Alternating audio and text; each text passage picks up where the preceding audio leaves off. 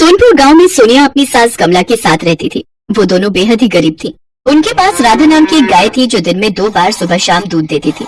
उस गाय का दूध बेचकर ही उन दोनों का गुजर बसर हो पाता था।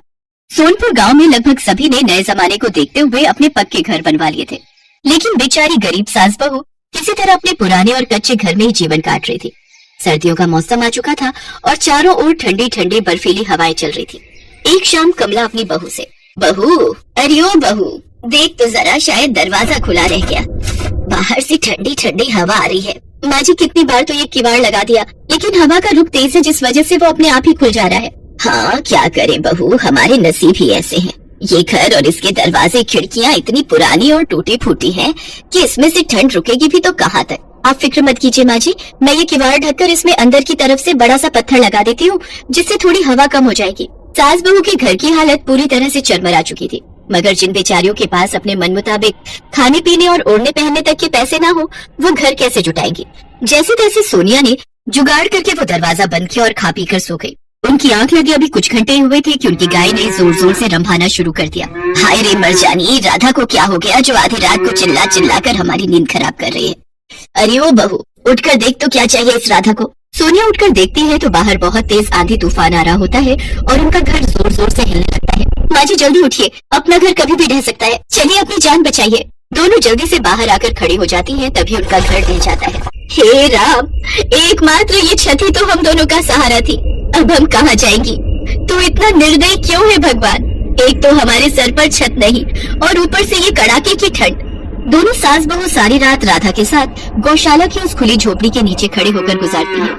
सुबह होते ही सोनिया मिट्टी के ढेर के नीचे दबे अपने सामान को बटोरती है। माँ जी, जरूरत का कुछ सामान तो मुझे मिल गया है, लेकिन अब हमें रहने के लिए कोई ना कोई इंतजाम तो करना ही होगा। कल की रात तो हमने जैसे तैसे जाड़े में काट ली, लेकिन अब और नहीं काट सकते। तू चिंता मत कर बहू, मैं सेठ से कुछ पैसे उधार लाती हूँ। कम से कम एक बार पक्का घर बनेगा तो हर साल रोना तो नहीं पड़ेगा। इसी सोच के साथ वो सेठ के घर जाती है। सेठ जी, मुझे कुछ पैसे उधार दे दीजिए। कल रात तूफान में हमारा घर ढह गया, पक्का घर बनवाने के लिए कुछ पैसे उधार दे दीजिए, आपकी बड़ी मेहरबानी होगी। मुझ गरीब की दुआएं आपको लगेंगी। दुआओं का क्या मैं अचार डालूंगा है? मैं बिना मुनाफे के कोई सौदा नहीं करता, समझे। पहले तुम्हें अपनी कोई चीज गिरवी रखनी होगी, तभी मैं तुम्हें पैसे उधार दे पाऊंगा।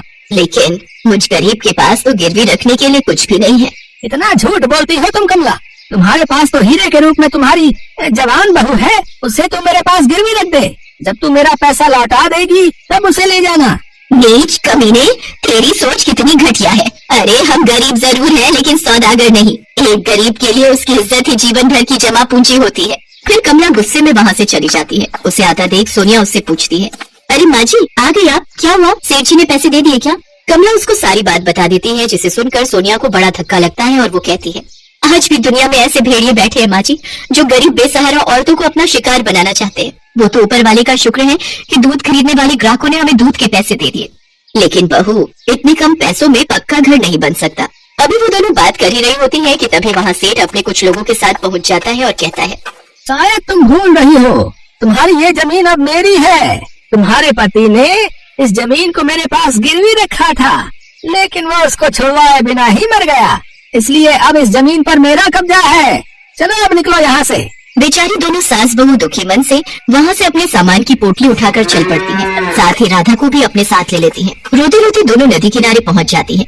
मेरी तो कुछ समझ नहीं आ रहा बहू कि क्या करे। पहले तो सर से छत गई थी, लेकिन अब तो जमीन भी चली गई और हमारे पास तो और कोई जमीन भी नहीं है जहाँ हम अपना घर बना पाए। आप फिक्र मत कीजिए माँ जी, कोई न कोई हल जरूर निकल जाएगा।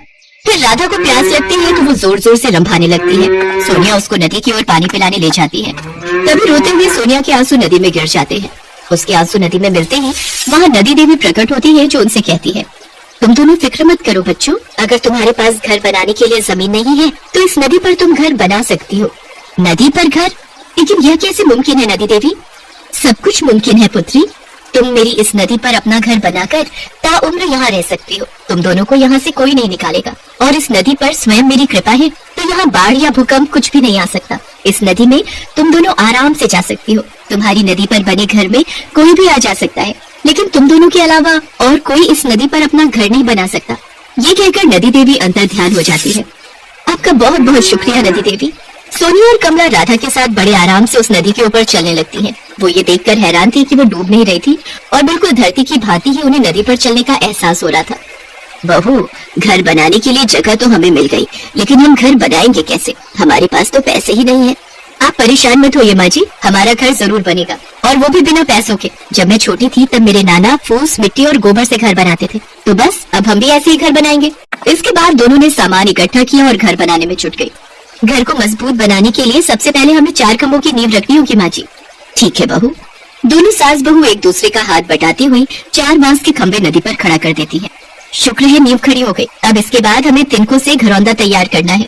भूखी प्यासी थकी हारी सास बहू सब कुछ भूलकर अपने लिए घर तैयार कर रही थी, और आखिरकार दोनों सास बहू ने फूस की झोपड़ी तैयार कर ही ली। फिर रात हो गई। चलो बहू, फूस की झोपड़ी तो तैयार हो गई, अब इस पर गोबर की पुताई कल करेंगे। ठीक है माँ जी, अब आज रात हम इसी फूस की झोपड़ी में सोते हैं। कम से कम कल रात की तरह खुले में रहकर ठंड में तो नहीं रहना पड़ेगा। वो दोनों चादर बिछाकर लेट जाती हैं और राधा को भी अपने साथ उस झोपड़ी के अंदर कर लेती हैं। अगले दिन सुबह जब वो उठी तो बाहर कोहरे की चादर बिछी हुई थी। माँ जी, अब मैं जल्दी से गहरी मिट्टी और गोबर का घोल बनाती हूँ। सोनिया ने जल्दी से घोल बनाया और उस गाढ़े लेप को फूस की झोपड़ी पर लगाना शुरू किया। फिर उनका घर बनकर तैयार हो गया। वो दोनों राधा के लिए भी एक कमरा बना देती हैं। नदी में बने उनके गोबर के घर को देखकर सभी हैरान रह जाते हैं। उनका घर सभी को बहुत पसंद आया और कुछ ग्वाले उनके पास आए और कहने लगे, सोनिया बहू, तुम्हारा घर सबको बहुत पसंद आया। हम तो कई सालों से ग्वाले रहे हैं, लेकिन कभी भी इस ओर ध्यान ही नहीं गया कि गोबर का घर भी बन सकता है। हाँ, हम सब चाहते हैं कि तुम हमारी गायों के लिए भी ऐसा ही घर बनाकर तैयार करो, और इसके लिए हम तुम्हें प्रत्येक गौशाला घर बनाने के 12,000 रुपए देंगे। दोनों सास बहू इसके लिए हामी भर देती हैं। कई दिन बीत जाने के बाद, ये देखिए माँ जी, आज गायों के बसेरे के लिए गोबर घर बनाकर हमने कितने पैसे इकट्ठे कर लिए। हाँ बहू, हमने तो ऐसा कुछ सोचा भी नहीं था कि इस तरह गोबर का घर बनाकर हमारे ऊपर जो बरसों की गरीबी का अंधेरा छाया हुआ है वो छट जाएगा। वो दोनों बातें कर ही रही होती है कि तभी हाथ में बैग लिए एक पढ़ी लिखी मैडम उनके पास आती है और कहती है, नमस्ते, क्या नदी में गोबर का घर बनाने वाली सास बहू आप ही हैं? जी कहिए मैडम, आप कौन है मैडम? मैं एक सरकारी मुलाजिम हूँ और मुझे यहाँ सरकार ने भेजा है। आपकी नदी में गोबर घर बनाने के आइडिया के लिए सरकार ने आपको पूरे 10 लाख का इनाम दिया है। इको फ्रेंडली एनवायरनमेंट और लोगों को अपनी पुरानी संस्कृति से जोड़ने के लिए आपकी जो ये पहल है, उससे हमारी सरकार बहुत खुश है। आपका बहुत बहुत शुक्रिया मैडम, आपकी बड़ी बड़ी मेहरबानी। इतनी बड़ी रकम देखकर सास बहू खुशी से झूम उठती हैं। बेशक ही उनकी गरीबी खत्म हो जाती है, लेकिन फिर भी वो रहने के लिए अपने गोबर घर को ही चुनती हैं, क्योंकि जो परिवर्तन गरीब के लिए खुशियां ला दे वो हमेशा उनके लिए खास रहता है।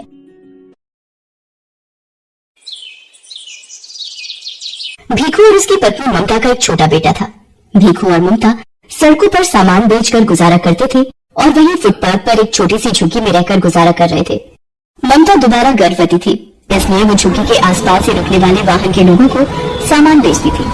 एक दिन ममता पुल वाली लाल बत्ती काफी देर तक रहती है, इस वजह से वहाँ भीड़ भी काफी रहती है। मैं सोच रहा हूँ आज थोड़ी देर वहीं सामान बेचकर आ जाता हूँ। इतनी भीड़ में ध्यान से जाना, लाल बत्ती खत्म होते ही गाड़ियां रफ्तार से दौड़ती हैं। भीखू पुल के नीचे सामान बेचने चला जाता है। ले लीजिए भैया, ये खिलौना आपके बच्चे के लिए। ये गुब्बारा, ये गुड़िया कितने की थी? 20 रुपए की है साहब। 20 रुपए? 10 रुपए की लगा ले, तेरा तो। इतनी देर में लाल बत्ती का सिग्नल खत्म हो जाता है। ले लो साहब, आप 10 रुपए ही दे दो। भीखू 10 रुपए लेकर जैसे ही गाड़ी वाले को गुड़िया पकड़ाकर पलटता है, एक गाड़ी उसे धक्का मार देती है। जैसे ही भीखू नीचे गिरता है, एक और गाड़ी उसे कुचल देती है।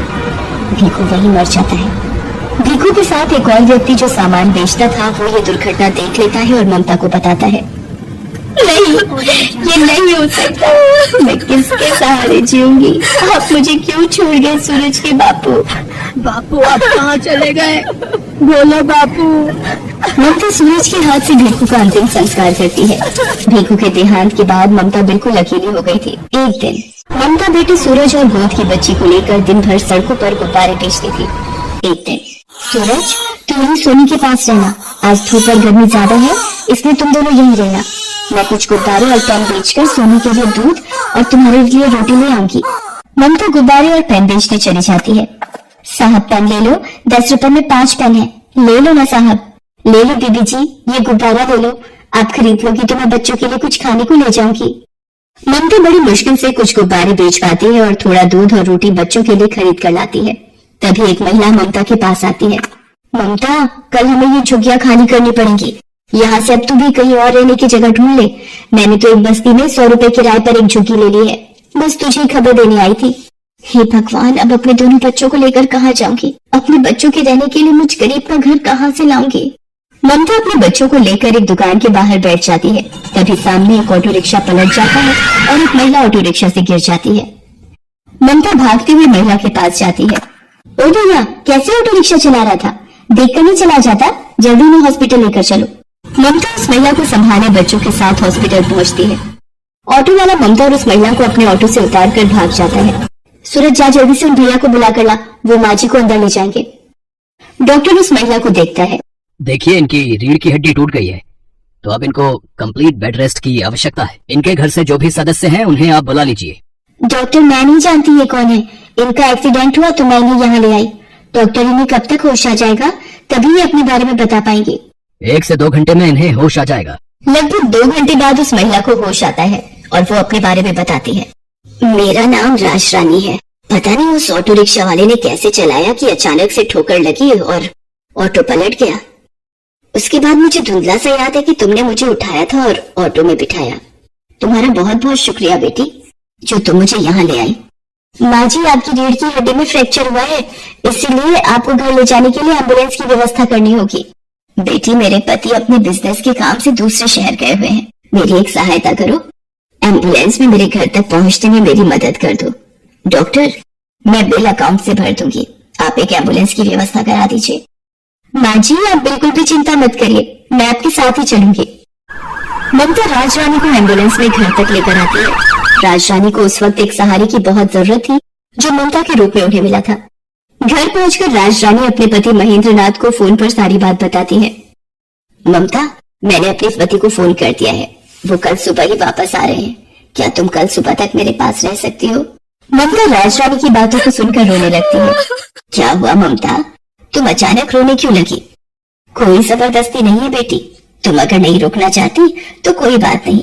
और फिर तुमने इतना कुछ किया है मेरे लिए, वो बहुत बड़ी बात है। ममता राज रानी को अपने रोने का असली कारण बताती है और अपनी जिंदगी की सारी आपबीती सुनाती है, जिसे सुनकर राज रानी की आंखों में आंसू आ जाते हैं। आप ही बताइए माँ जी, अब मैं क्या करूँ? अपने इन छोटे बच्चों को लेकर कहाँ जाऊँ? चिंता मत करो बेटी, भगवान सब ठीक करेंगे। वहाँ सामने मेरी रसोई है, तुम वहाँ जाकर अपने लिए भी भोजन बनाओ, मेरे लिए भी, और इन बच्चों को भी खिलाओ। कब से तुम मेरी वजह से भूखी हो और बच्चे भी तुम्हारे साथ भूखे हैं।